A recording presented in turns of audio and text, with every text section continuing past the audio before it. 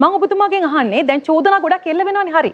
ආණ්ඩුව වැරදි අවුරුදු දෙකක් මොකක්ද මේ බන්ධනාගාර ප්‍රශ්නෙට මේගොල්ලෝ කරේ බලාගෙන ප්‍රශ්නයක් මතු වෙනකන් හිටියා කියන එක. ඒක හරි.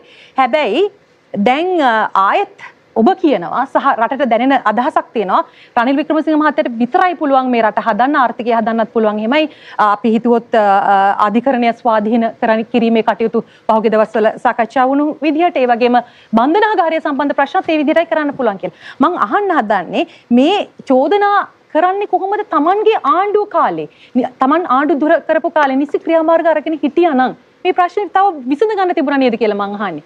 මං අහන්නේ ප්‍රශ්නයක් වුණාම විතරක් කිඹුල් කඳුළු හෙලලා වැඩක් නැහැ නේද? තමන්ගේ යුතුයකම් කොටස ඒ කාලේ කරන්නේ නැතුව. මම පොඩ්ඩක් ඒකට එකතු කරන්න මගෙන් ප්‍රශ්නේ අහුවා මම හිතුවා මං උත්තර දෙන්න ඕන. නැත්තම් රටේ මිනිස්සු බලයි මේ උත්තරයක් නැද්ද මේකට කියලා.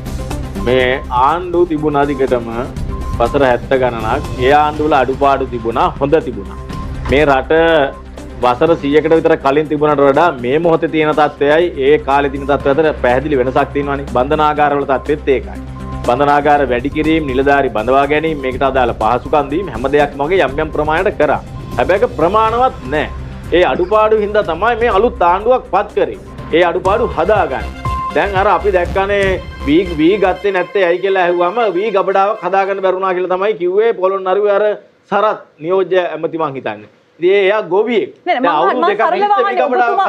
ඔබතුමා ඒ වගේම තමයි බන්ධනාගාර ප්‍රශ්නේ. නෑ ඔබතුමා හරි බන්ධනා පොඩ්ඩක් කියනකො විනාඩියයි. ඒතර බන්ධනාගාර ප්‍රශ්නේදී දැන් ඇති වුණේ ප්‍රශ්නේ කොහොමද කියලා අහුවාම කිව්වේ සමාජ විරෝධී කටයුතු හින්දා මත්කුඩු හින්දා තමයි මේ ගැටුම් ඇති වුණේ කියලා. ඔව් ඒක අරුණ ජයසේකර කියන ඇමතිවරයා නියෝජ්‍ය ඇමතිවරයා ආවේ මේ පොය දෙකෙන් මේක විසඳන්නනේ.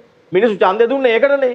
පොය දෙකෙන් විසඳනවා කියලානේ කිව්වේ. ටියුෂන් ගන්න එන්න කිව්වනේ බංකුවකුයි ගල්ලෑලකුයි අරගෙන අපිට. ඉතින් අපි දැන් ගල්ලෑලයි බංකුවයි අරන් ඉන්නවා. එයා එනකන් ටියුෂන් දෙන්න. ඉතින් ඒකින්ද පොය දෙකෙන් මේවා ඉවර කරා නම් මත්කුඩු ප්‍රශ්නේ එන්නේ කොහොමද මේ බන්ධනාගාරය ඇතුලේ?